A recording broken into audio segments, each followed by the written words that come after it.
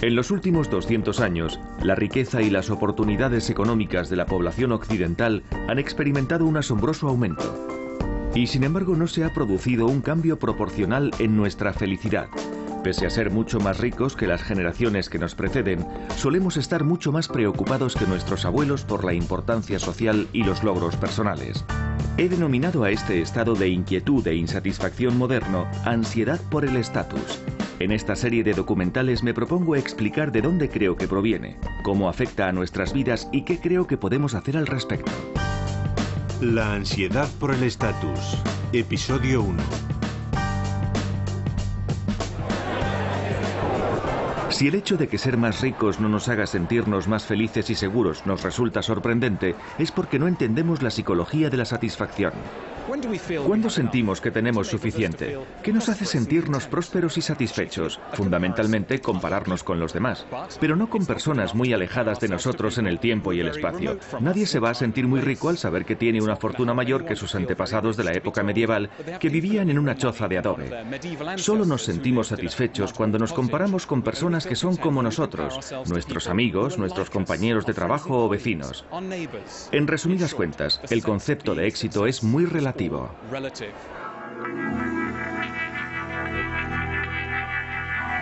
A nadie le preocupa la fortuna de la reina de Inglaterra o la de Bill Gates, pero es probable que nos moleste tremendamente que alguien que pensamos que es como nosotros se mude a una casa más grande o consiga un trabajo algo mejor que el nuestro. Envidiamos principalmente a quienes consideramos nuestros iguales. El mundo actual se basa en la idea de que todos somos esencialmente iguales, no necesariamente en lo económico, pero sí en derechos y oportunidades. Es una idea preciosa, pero tiene un efecto secundario muy desagradable. En un mundo en el que se consideraba que quienes estaban por encima pertenecían a una clase superior, uno no se sentía humillado por no tener algo. Podía detestar a quienes tenían más que él, pero no tenía por qué sentirse avergonzado ni preocupado. Pero en un mundo en el que supuestamente somos todos iguales y sin embargo existen tantas desigualdades, es difícil no asumir los logros de los demás como un reproche implícito por todo lo que uno no tiene o no ha conseguido. El lugar donde mejor puede entenderse todo esto es el país en el que surgió por primera vez la idea de igualdad hace unos 200 años, Estados Unidos. Jóvenes, preparados y hambrientos.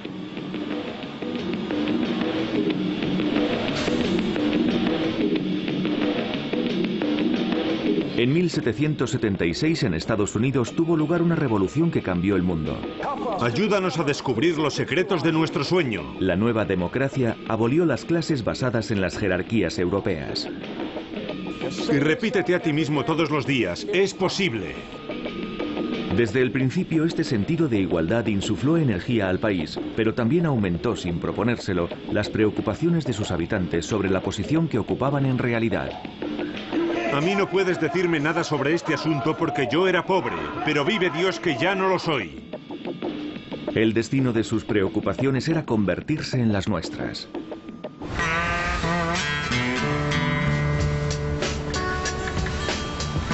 La persona que primero y quizá mejor comprendió el problema de la incipiente igualdad fue un joven aristócrata francés llamado Alexis de Tocqueville. En 1831 llegó a América con el objetivo de estudiar lo que él denominó la forma y el temperamento futuros del mundo.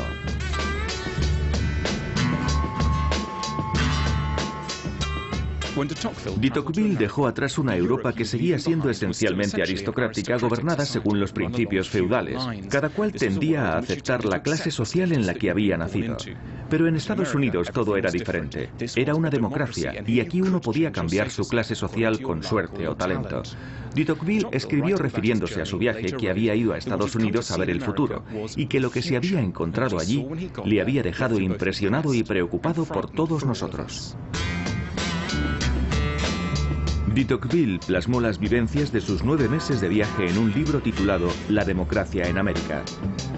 Resulta inquietante seguir sus pasos 170 años después y comprobar lo profético que fue. Previó los problemas que surgirían al abolir las jerarquías sociales basadas en las clases. Ya no habría límite a aquello que podemos esperar legítimamente de la vida. A de Tocqueville le sorprendió mucho la riqueza de los estadounidenses corrientes y su nivel de vida, muy superior al de los europeos corrientes. Pero observó algo más, quizá más interesante, que por muy ricos que fueran, siempre deseaban más y sentían mucha envidia por cualquiera que tuviera algo que ellos no tenían.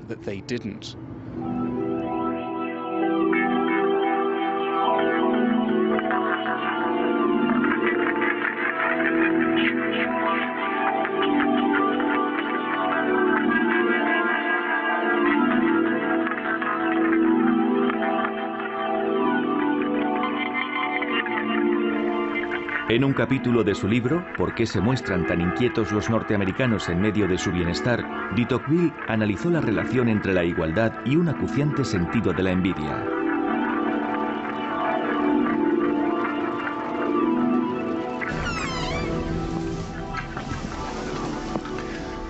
¿Dónde estamos? ¿Qué es esta casa? Este es el modelo Delaware. ¿En qué extremo de la gama lo situaría? Pues es un modelo muy popular. Y yo diría que esta casa es tirando a grande. Pero no es ni la casa más pequeña que tenemos, ni la más grande. ¿Y se entrega con todos estos muebles?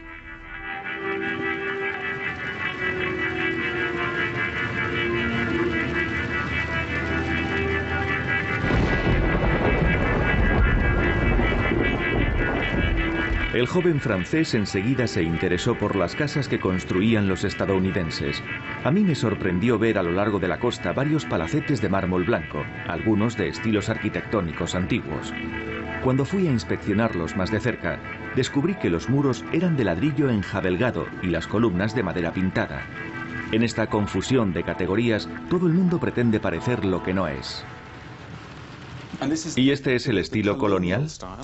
Esta es una casa colonial de 2 pisos, bastante tradicional. ¿Eso es una columna dórica? Esos son columnas que ha puesto el decorador para embellecer la sala, en las que hemos puesto un espejo, también con fines ornamentales. Ya.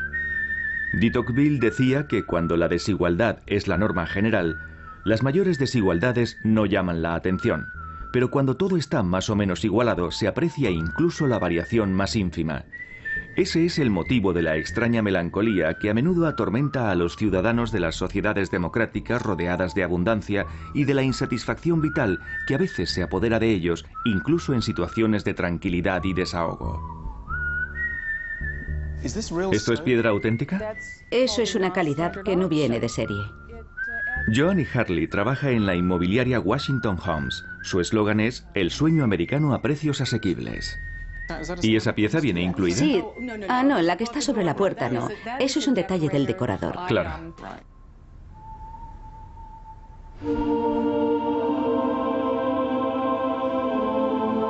En una sociedad igualitaria, es natural que las personas deseen lo que tienen otros. Desde 1970, el porcentaje de estadounidenses que consideran necesarios los artículos de esta tienda no ha parado de aumentar. Entonces el 3% pensaba que un segundo televisor era esencial. Hoy lo piensa el 75%. El incremento en los porcentajes relativos a otros artículos de los almacenes Best Buy es similar. Este paso implacable del lujo al mínimo indispensable para la dignidad, a la necesidad psicológica, era para de Tocqueville la razón por la que la mayor riqueza de los estadounidenses no los haría necesariamente más felices. El motivo era la eliminación de todas las barreras de las expectativas sociales. Allí, escribió de Tocqueville, no conocía ningún ciudadano realmente pobre que no mirase con esperanza y envidia los placeres de los ricos.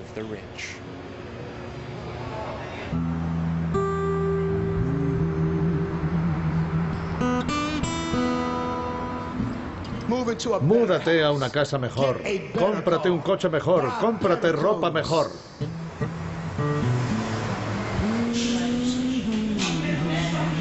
Según observó de Tocqueville, los ciudadanos pobres se comparaban con los ricos y tenían la esperanza de poder seguir sus pasos algún día. Mi hijo quiere ser como todos los demás. Si los demás llevan las zapatillas de Michael Jordan, él también las quiere. Y si yo le digo que no puedo comprárselas, ¿qué va a hacer el niño? Pues irá por ahí a atracar a alguien, a robar, a matar o lo que haga falta para conseguirlas.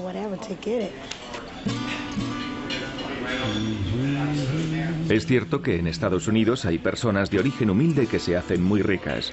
Pero a diferencia de las sociedades aristocráticas, los estadounidenses de clase social baja tienden a considerar su situación como una traición a sus ilusiones. Yo me voy a hacer famoso. Según de Tocqueville, las diferencias entre las sociedades democráticas y aristocráticas se reflejaban muy bien en las distintas mentalidades de sus respectivos sirvientes. Los de las sociedades aristocráticas tendían a aceptar su destino con buena disposición.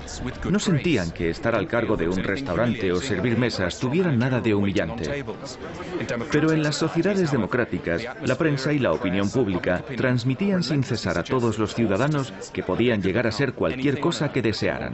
Pero cuando la mayoría de la gente, con el paso del tiempo, vio frustrados sus sueños, la población se vio inmersa en un sentimiento de amargura y desesperación, en un intenso odio hacia sí mismos y sus superiores.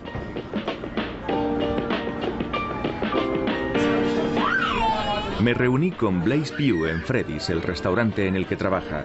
Aunque está al lado del Pentágono, tiene un ambiente tropical tipo callo hueso. Pero no es ahí donde Blaise quiere estar. ¿Les traigo alguna cosa más? Su meta en la vida es ser presentador de televisión. Soy un tipo gracioso, divertidísimo. Me gustaría salir por televisión un día sí y otro también. ¿Todos los días? Sí. ¿Todas las noches? Todas las noches. ¿Presentando un programa? Entre las 9 y las 11 me vendría bien. No te sientes ahí. ¿Por qué no? Tengo que echarle un poco de esto. ¿Pero por qué? Esta mañana estuvo aquí una modelo de desnudos que se sentó en esa silla sin ropa interior. No tienes que echarle spray, a mí no me importa. Bueno, es que no sabemos dónde estuvo anoche. Me hago la idea. Muchas gracias. La agente de Blaise, Dorothy, había encontrado un posible trabajo para él. Blaise ha venido hoy a hacerse unas fotos de cara porque tiene una prueba en Nueva York la semana que viene. Si les gusta su aspecto, que espero que sí, porque están buscando a alguien así, de su tipo.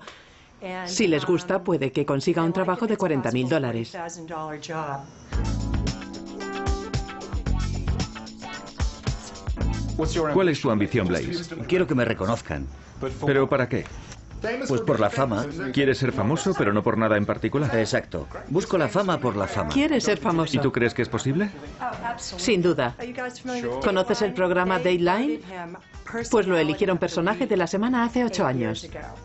El fracaso es algo que no contemplo. Si alguien me pregunta alguna vez que qué pasa si no lo consigo, pues no lo voy a saber porque seguramente moriré en el intento. Haz eso de Sean Connery. Hazlo de Sean. Hace mucho que no lo hago. A ver. Señorita Mon... Moneypenny. Ya.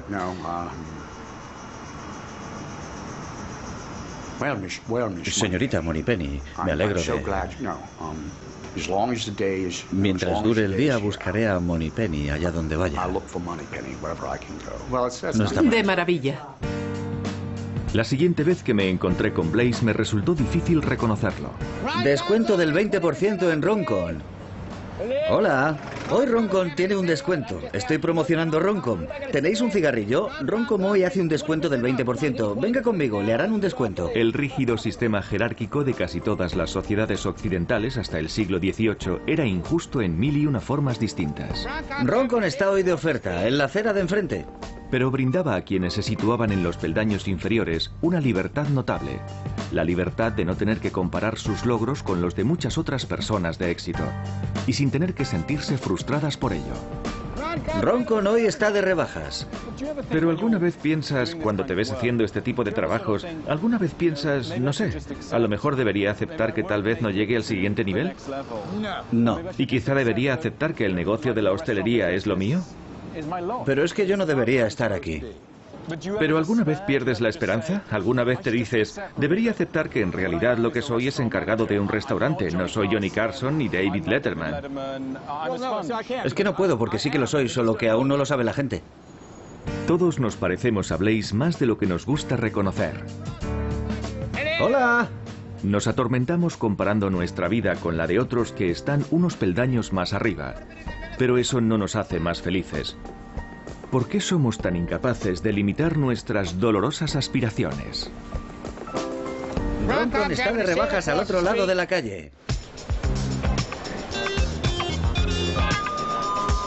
Las comparaciones con los demás no son lo único que nos hace sentir insatisfechos. También influye lo que nos exigimos a nosotros mismos. Buscad razones que os den fuerza cuando queráis rendiros. Ahora se espera de todos nosotros que triunfemos. Repetid conmigo, por favor, con poder y convicción. Decid, es posible. Les Brown es uno de los oradores de motivación más importantes de Estados Unidos. Esa noche tomó un avión para reunirse conmigo. Cuando pensaba en lo que me esperaba, había algo que me daba pereza, que llegaba incluso a desesperarme. Y saludad al señor Butterball. Les, ¿cómo estás? Muy bien. ¿Qué tal el viaje? Jóvenes, preparados y hambrientos. Por eso me metí en esto, me encanta conectar con la gente. Una paradoja que se me presenta al ver tus cintas o tu material es que todo es increíblemente optimista. Pero al verlo he empezado a sentir que soy un fracasado o algo así, porque no he conseguido todo lo que podría haber hecho. Lo hago adrede, quiero que no duermas tranquilo, si no le estás sacando partido a tu potencial. ¿Te frustra conocer a personas que no le sacan partido a todo su potencial? No, en absoluto. Cuando veo a personas así, miro cómo están de forma física, porque a lo mejor serían muy buenos limpiando mi casa, fregándome los platos, llevando mi coche, no sé, lavándome la ropa o cortándome el césped. Hay gente que elige vivir en la mediocridad, eso es una elección personal. Hay gente que decide que está conforme con lo que hace. Quiero ser drogadicto, quiero ser alcohólico, quiero ser inútil, quiero ser nocivo, quiero ser delincuente. Las personas eligen. Pero ¿y esa gente que dice, no quiero ser delincuente, quiero ser director ejecutivo, pero resulta que son delincuentes o resulta que son drogadictos? Las personas no resultan ser nada, han elegido ser lo que son. Seas lo que seas en la vida, ¿lo has elegido tú? Estés donde estés, en algún momento has hecho un movimiento que te ha puesto ahí. Pero esta filosofía es muy dura. Habrá quien diga que tú has sido un hombre muy privilegiado. ¿Privilegiado? Muy privilegiado. ¿Cómo es eso? Pues naciste en una familia que te dio amor. Naciste con ciertos dones. El don de hablar en público, con rapidez mental, con inteligencia. Esos son dones. Yo no he sido siempre así. Yo no era orador. Me formé para ello. Nunca fui a la universidad. Vi a un tipo hablando y me dije, yo quiero hacer eso. ¿Cuánto has ganado, Les? Más de 37 millones de dólares. ¿En cuánto tiempo? En 18 años. Tenéis que seguir trabajando vuestra faceta personal. Tenéis que trabajar vuestra faceta profesional. Tenéis que estar hambrientos. La sensación que me da Les es que es muy inspirador. Cuando has estado con él sientes realmente que es alguien que podría ayudarte en la vida a ganar millones. Pero todo esto sigue teniendo un trasfondo oscuro que te produce ansiedad porque piensas que deberías ser mucho más de lo que eres. Y en muchos sentidos, yo creo que la vida no es tan flexible como Les la pinta. Y creo que aquella antigua resignación con la condición de uno, evidentemente es muy negativa, se mire por donde se mire, pero también puede ser muy tranquilizadora. Ayuda a adaptarse a condiciones de la vida que pueden ser bastante duras e inmutables. Por eso creo que a veces es una gran ventaja adoptar un enfoque que te muestre la vida como si fuera esencialmente una broma cruel.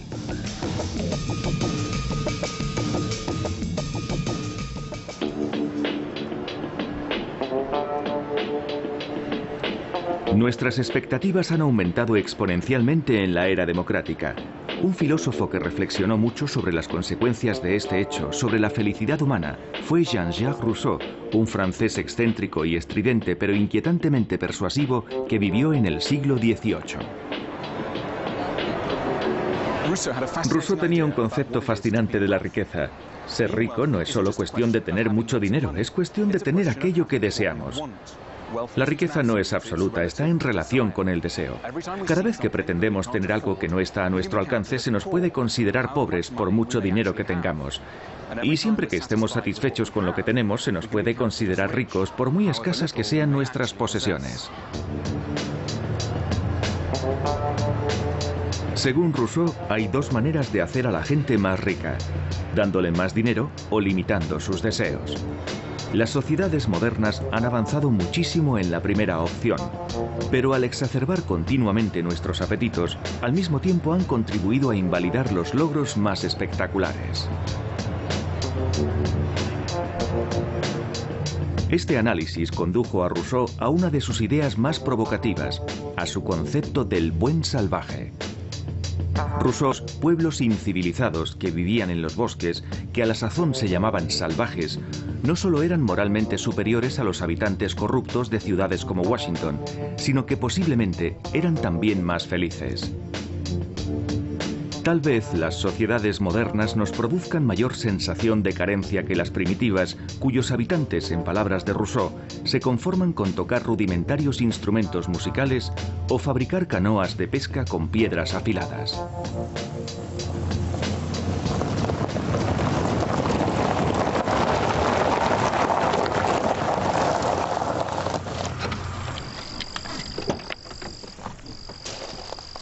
Creo que es fácil descartar las ideas de Rousseau por considerarlas una fantasía romántica, pero si en el 18 había tantas personas que se tomaban en serio estas ideas, es porque tenían ante sí un ejemplo claro de muchas de sus aparentes verdades encarnado en el destino de los indios norteamericanos.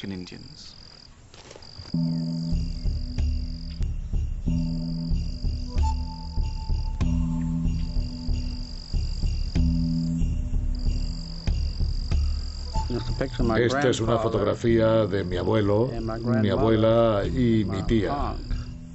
Warren Cook es el ayudante del jefe de lo que queda de la tribu Pamunkey, que en tiempos estuvo gobernada por el poderoso Powhatan, rey de Virginia y padre de Pocahontas. Esta es otra fotografía de mi tía que no sé por qué tiene una escopeta, pero seguramente para ir a por algún inglés. Los escritos, redactados a partir del siglo XVI, describen su vida como materialmente simple, pero psicológicamente gratificante. Eran comunidades muy unidas, igualitarias, religiosas, alegres y marciales. Aquí vemos un poco cómo se vestía la gente y qué aspecto tenían más o menos. Son los denominados dibujos de John White y también tenemos, como no, un poco de su música, flautas, sonajeros. Unos instrumentos realmente simples. Por supuesto, como todo, estamos hablando de un pueblo muy primitivo. Con la llegada del hombre blanco, la tecnología y el lujo europeos no tardaron más que unos pocos decenios en cautivar a los nativos norteamericanos. Cuando llegaron los ingleses todo cambió, por supuesto. Los nativos querían las cosas que tenían los ingleses. ¿Crees que antes de que vinieran los ingleses eran más o menos felices con lo que tenían? Llevaban una vida muy sencilla. ¿Qué opinas? Claro que eran felices, no conocían otra cosa. No podían ser infelices porque no sabían lo que no tenían. En una carta entre dos comerciantes ingleses, uno decía que en las tribus indias muchos no querían suficientes cosas y el otro le contestaba que era cierto, pero que les ofreciera abalorios venecianos que les iban a encantar. Es que todo era nuevo, querían probar cosas nuevas y emocionantes que no habían visto nunca.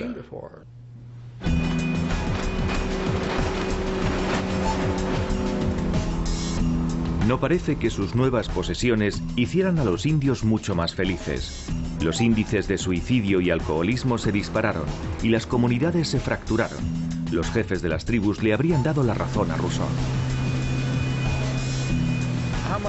¿Cuánta tierra tenía la tribu? Yo creo que podría decirse que abarcaba toda Virginia. ¿Toda Virginia? Sí, o más. ¿Y ahora cuánto tiene?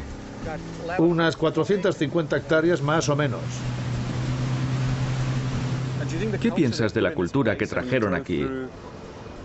De camino aquí nos hemos cruzado con innumerables centros comerciales, Walmart, Kentucky Fried Chicken y todas las marcas importantes. Esa es la cultura que ha sustituido a la de los nativos norteamericanos.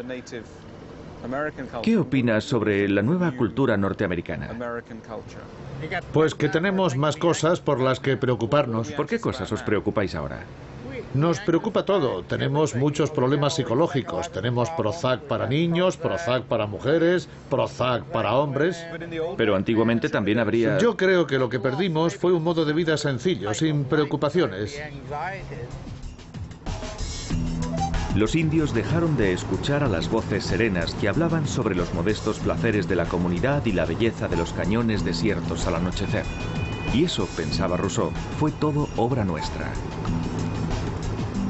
Yo me enfado cuando leo sobre este tema. Claro. Es como volver atrás y revivir un poco lo que esa pobre gente sufrió. Y me pongo furioso. Ahora, cuando conoces a algún inglés, ¿te enfadas o le perdonas? ¿Tú eres inglés? Sí. Te lo pregunto con cierto nerviosismo. ¿Te apetece nadar? ¿Te gusta nadar? ¿Me vas a tirar al agua?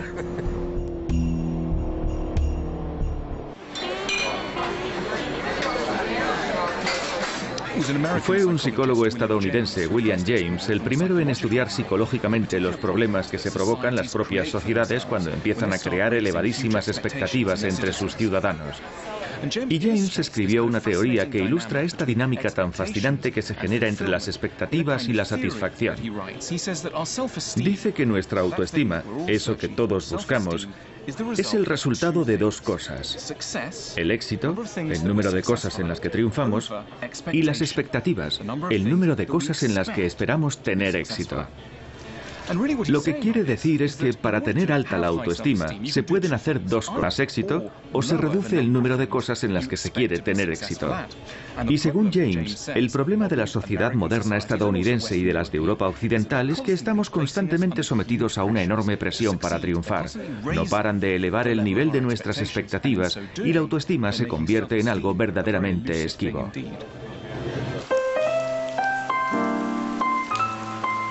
Al elevar nuestro nivel de expectativas, crece el riesgo de humillación. Y si fracasamos, ¿cuánta compasión podemos esperar de los demás cuando parece que el sistema se ha propuesto eliminar todas las excusas que pudiéramos tener para nuestros fracasos?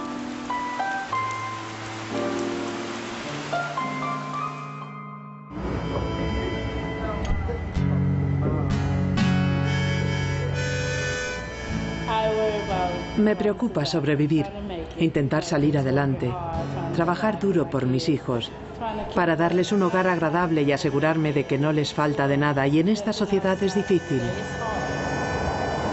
Múdate a una casa mejor, cómprate un coche mejor, cómprate ropa mejor, y cuando Dios haya terminado, pídele que te deje dar tu testimonio.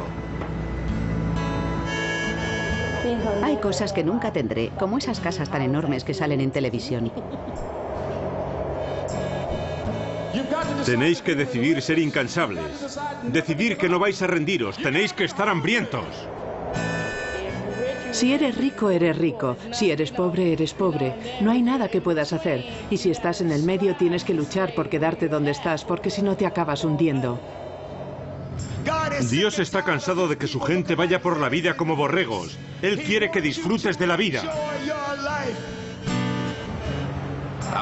Me preocupa mi seguridad como joven negro. La mayoría de los jóvenes negros acaban en la cárcel, es horrible. Yo no quiero tener que preocuparme por eso, porque para mí eso no es vida. No es vida en absoluto. Mira, la única manera en la que a mí se me acercaría a una cámara sería saliendo del juzgado, ¿entiendes lo que te digo? O algo así. Estación de Hill Street, salida al monumento de la Guerra Civil. Las puertas están abriéndose. No hay ningún país que represente mejor el ideal meritocrático que los Estados Unidos. Nos dicen constantemente que es un país abierto en el que el éxito está al alcance de todo aquel que trabaje. Esta lucha continua puede alterar la tranquilidad mental de aquellas personas que, a efectos prácticos, son ricas, pero también ha cambiado su actitud hacia los pobres.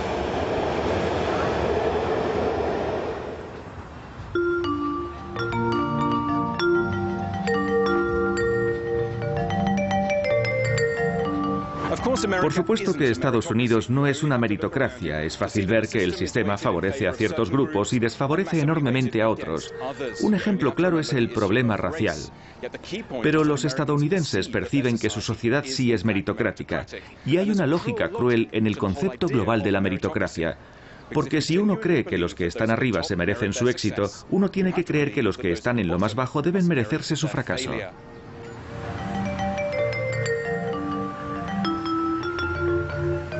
Jenny Lamont pide en la carretera para dar de comer a sus dos hijos. ¿Qué piensan cuando ven a gente como ella? ¿Piensan que han tenido mala suerte? ¿O tienden a creer que de alguna manera se lo habrán buscado? ¿O incluso que son unos fracasados? Creo que mucha gente de clase media y las personas que tienen dinero sí, me miran por encima del hombro. Los ricos que pasan suben la ventanilla o ni siquiera paran el coche cerca de mí, porque no quieren tener nada que ver conmigo. ¿Qué personas te ayudan más? Los mexicanos, las mujeres indias, muchas mujeres. ¿Pero por qué crees que es? Porque ellos también lo han pasado y saben que yo no estaría aquí si no lo necesitara. Muchísimas gracias, señora. Que Dios la bendiga. Gracias. Que tenga un buen día. Gracias. Mi marido y yo estuvimos juntos 26 años y hace poco que me quedé viuda. Yo era contable en una empresa pequeña. Trabajé allí durante 7 años y me quedé en el paro. Un día llegué a casa del trabajo. Él estaba en coma en el sofá. Llamé a una ambulancia, se lo llevaron al hospital y murió el 11 de septiembre de 2002, en el aniversario del atentado. Y caí en una depresión muy grave. En ese momento aún tenía trabajo. ¿Y en aquel momento vivías en una buena casa? Vivía en mi propio piso, un piso de 2 dormitorios, pero no podía pagar el alquiler y hace poco me desahuciaron. Así que tuve que dejarlo el 13 de este mes. ¿Y dónde vives ahora? Mi suegro me ha dejado vivir en su sótano. Cuando tienes que dar de comer a tus hijos, haces lo que sea. Es muy degradante pedir en la calle, pero de eso comen mis hijos. Y me da lo mismo lo que me diga la gente o lo que me griten. Muchas gracias, señora. Que Dios la bendiga. Muchas gracias. No conocen mi historia, así que no tienen ni idea de lo que pasa en mi vida. Cuando echas la vista atrás, ¿te sorprende lo que ha pasado con tu vida? ¿Te impacta? ¿Qué piensas sobre lo que te ha ocurrido? Pues intento no pensarlo, porque me deprime. Porque todo lo que tenía era genial y mi vida era estupenda. Y lo perdí todo en cuestión de un mes. Todo desapareció. A partir de la mitad del siglo XIX, sobre todo en los Estados Unidos, empezó a cambiar la percepción de las virtudes relativas de los pobres y los ricos. La posesión de dinero empezó a dejar de considerarse una suerte y empezó a verse como una prueba de superioridad moral.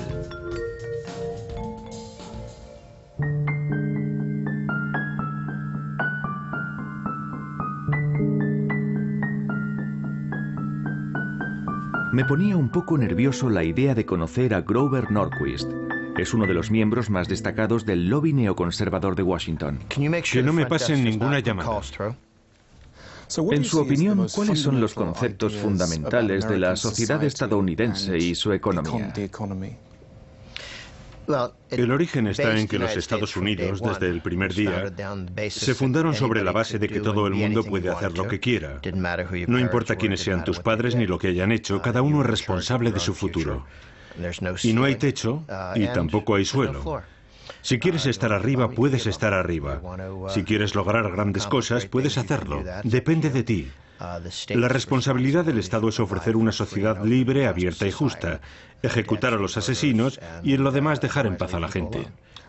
¿Por qué no debe ayudar a quienes lo necesitan? Pues porque para ayudarlos hay que robarle dinero a la gente que lo ha ganado y dársela a la que no lo ha ganado. Y conviertes al Estado en ladrón. ¿Y por qué es robar? ¿Coger dinero que no has ganado tú? Para... ¿Me perdonas un momento? Por favor. ¡Damon!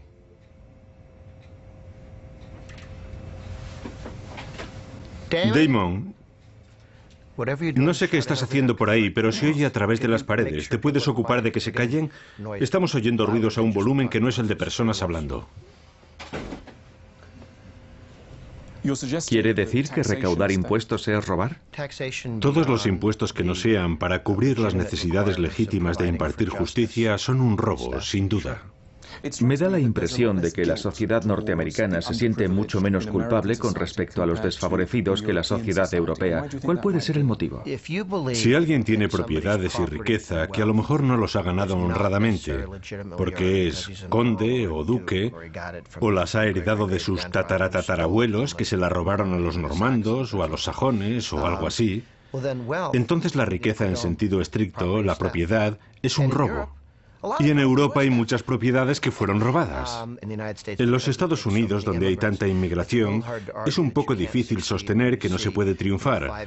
Cuando ves a niños camboyanos de 5 años, salidos de campos de la muerte de Camboya, que se convierten en campeones de ortografía del país a los 12 años. O sea, que esa persona lo consigue y me estás diciendo que no puedes levantarte por la mañana y salir a trabajar porque la vida es injusta. ¿Cree que es más agradable ser pobre en Europa que en los Estados Unidos? ¿Más agradable? Pues no lo sé. A lo mejor es menos digno si el gobierno está dispuesto a hacer más cosas por ti. Recibir dinero sin trabajar destruye la dignidad humana y acaba destruyendo la libertad humana.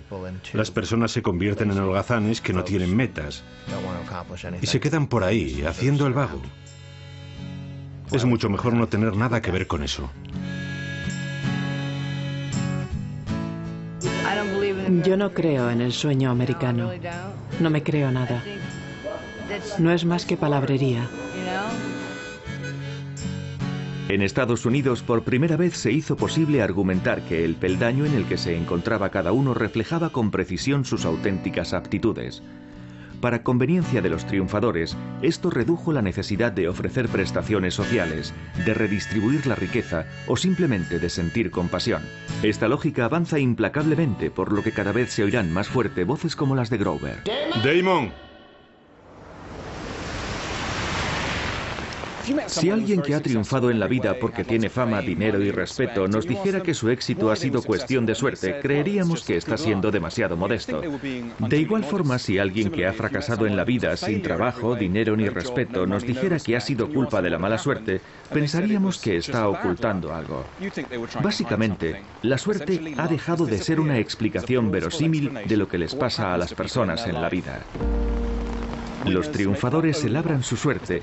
Ese es el cruel mantra moderno.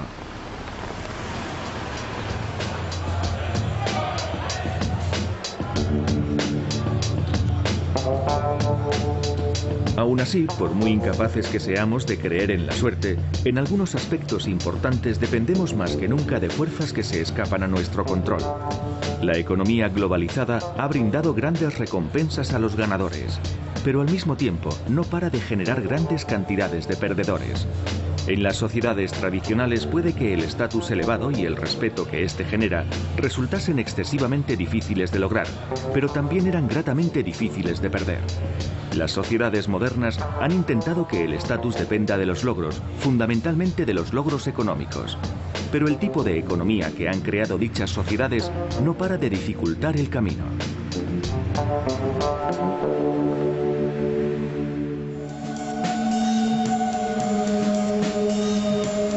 Bethlehem Steel, ubicada en las afueras de Baltimore, fue en su día la acerería más grande del mundo. Ahora todos sus hornos, a excepción de uno, están a merced del óxido. Su personal se ha reducido de 32.000 a 2.000 trabajadores. Joe Rizell a su vida profesional. Siempre ha habido un gran sentido del orgullo en la industria del acero. Mucha gente en el sector es muy patriota. Muchos se alistaron en el ejército, hicimos muchas cosas por el país y la gente lo sabía.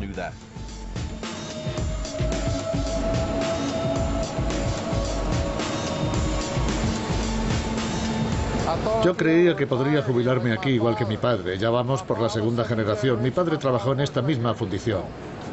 Ahora estamos en la cuerda floja. Hoy estamos aquí, pero a lo mejor mañana no estamos. No lo sabemos, hay mucha inseguridad.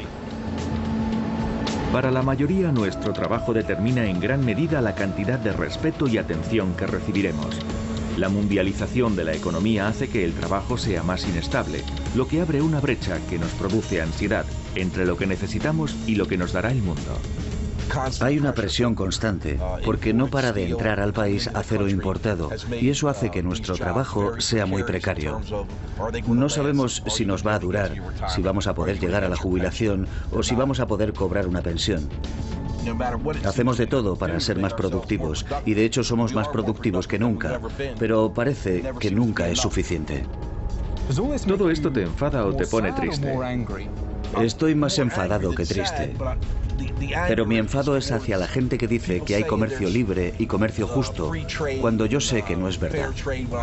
Lo que me pone triste es haber visto una industria que no tenía por qué haberse destruido, pero que ha ido destruyéndose con el tiempo porque el comercio se ha globalizado sin aplicar ningún tipo de plan. Simplemente se ha permitido que reine el caos.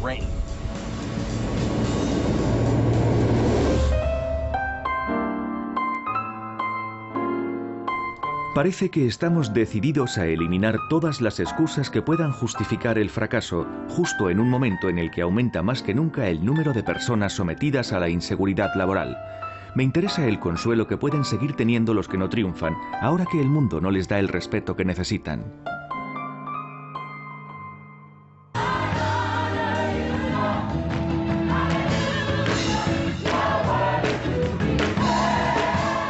Múdate a una casa mejor, cómprate un coche mejor, cómprate ropa mejor, y cuando Dios haya terminado, pídele que te deje dar tu testimonio. En el transcurso del siglo XIX, muchos pensadores cristianos, sobre todo en Estados Unidos, empezaron a cambiar su concepto del dinero y el éxito material. Cada vez hay más iglesias protestantes norteamericanas que, desviándose del pensamiento tradicional cristiano, sugieren que la riqueza podría ser un regalo que Dios da a los virtuosos. Toca a quien tengas al lado y di: haz del dinero tu amigo. Haz del dinero tu amigo. Gana todo el dinero que puedas. De Tocqueville también observó en Estados Unidos esta nueva tendencia del cristianismo a alinearse con los valores materialistas del resto de la cultura. Aquí la misión evangélica, decía, parece una iniciativa empresarial.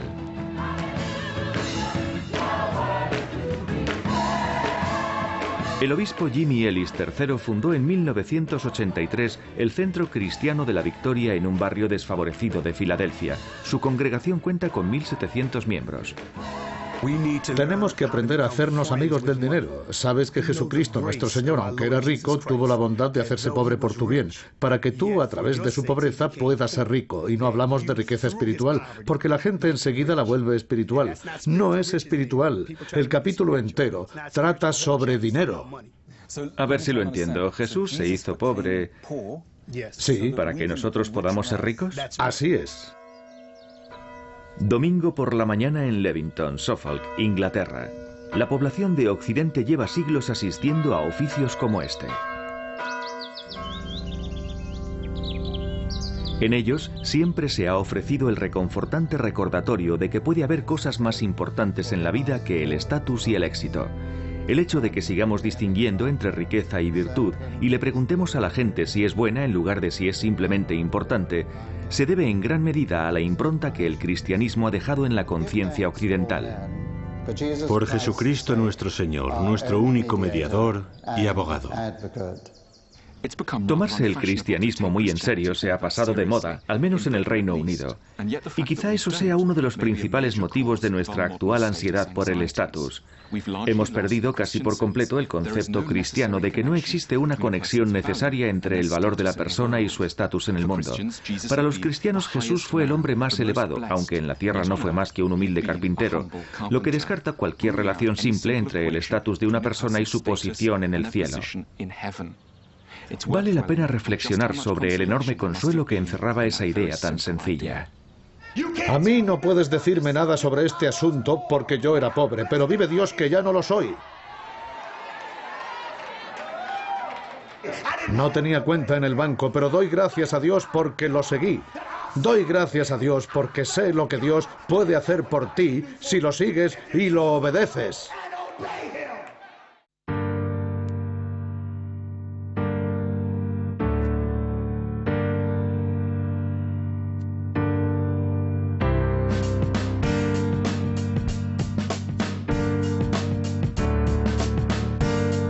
En La ciudad de Dios, escrita en el año 427 después de Cristo, en los últimos años del Imperio Romano, el teólogo San Agustín explicaba que todas las acciones humanas podían interpretarse desde la perspectiva católica o desde la perspectiva romana. Las mismas cosas que tanto valoraban los romanos, como amasar fortuna, construir villas o ganar guerras, no servían para nada desde el prisma cristiano.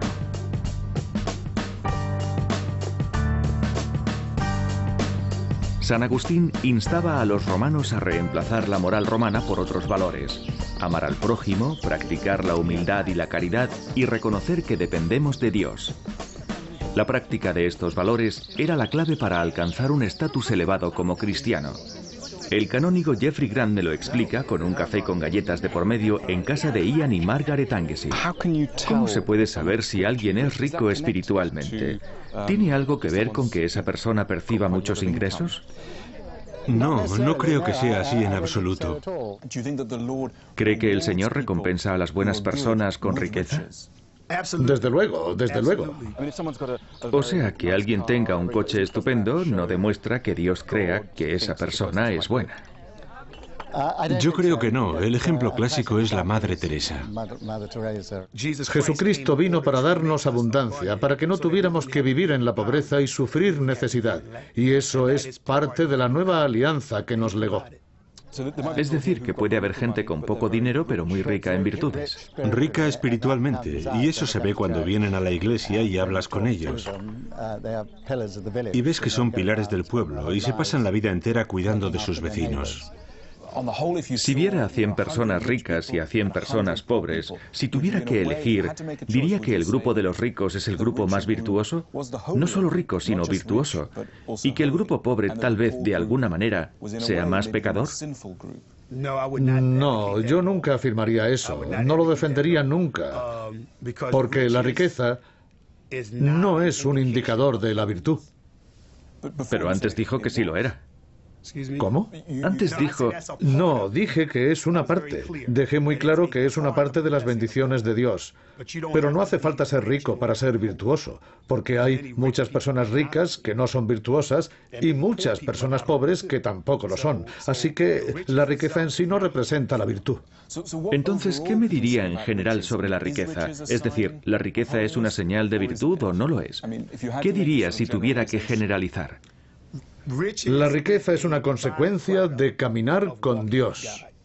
Jeffrey, ¿cuál es su actitud hacia la riqueza con respecto a sí mismo?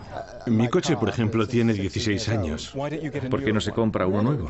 Pues porque no me lo puedo permitir y prefiero tener un coche que ya conozco a comprarme uno de segunda mano. O sea que no importa mucho el coche que tengas. Pues no, con tal de que funcione y no me falle.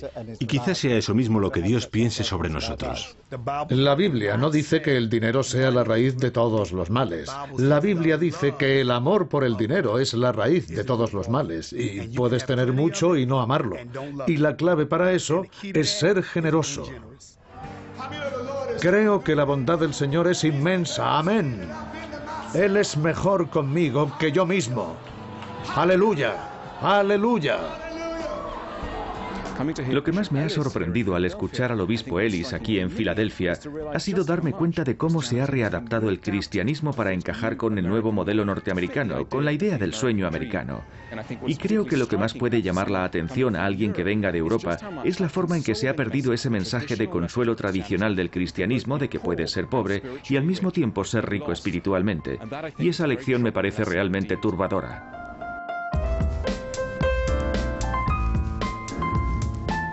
Hasta finales del siglo XIX, el horizonte de todos los pueblos y ciudades occidentales estaba dominado por las agujas de iglesias y catedrales. Los habitantes de las ciudades, enfrascados en tareas mundanas, recordaban con ellas una visión de la vida que cuestionaba la autoridad de las ambiciones corrientes. No cabe duda de que los valores materiales han triunfado frente a los espirituales. Y hay un aspecto de este declive de las creencias cristianas que influye especialmente en la ansiedad por el estatus. En los tiempos en los que uno podía creer que lo que le pasaba en la tierra era tan solo un breve preludio de lo que le pasaría en la siguiente vida, la presión por triunfar y sentirse realizado era inevitablemente menor. Pero en una época laica en la que cada vez se cree menos en la vida después de la muerte, la presión por triunfar en esta vida aumenta forzosamente. Lo que consigamos en esta vida, aquí y ahora, es todo lo que seremos. No es de extrañar que estemos ligeramente más preocupados. En el próximo episodio quiero enseñarles la manera en que nuestra ansiedad por el estatus y el éxito ha llegado a influir en muchos aspectos de nuestra vida cotidiana, en el